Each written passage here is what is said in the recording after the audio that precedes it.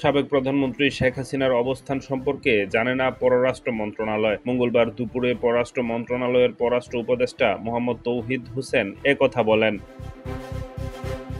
শেখ হাসিনা দিল্লি থেকে সংযুক্ত আরব আমিরাতে চলে গেছেন এ বিষয়ে একটি খবর ছড়িয়ে পড়েছে। এ বিষয়ে জানতে চাইলে তিনি বলেন, তার অবস্থান সম্পর্কে আমরা নিশ্চিত হতে পারিনি। আমরা দিল্লিতে খোঁজ করেছি এবং সংযুক্ত আরব আমিরাতেও খবর নিয়েছি, কেউ নিশ্চিত করতে পারেনি। তবে আপনারা যেমন দেখেছেন, আমরাও দেখছি যে তিনি সম্ভবত আসমানে গেছেন, তবে এটি নিশ্চিত করার চেষ্টা করেও আমরা সফল হইনি।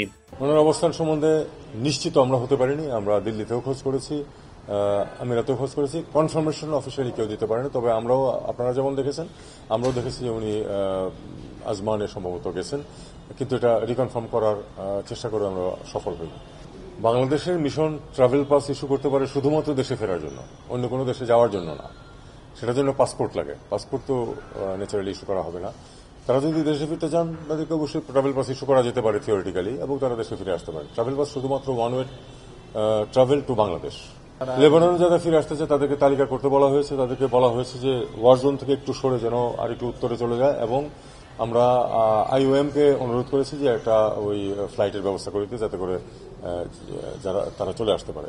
যদি মামলা যেহেতু হয়েছে বা হচ্ছে, যদি সেখান থেকে কোর্ট থেকে বলা হয় তাদেরকে হাজির করা হয়, অবশ্যই আমরা তখন তাদেরকে ফিরে আসার চেষ্টা করব।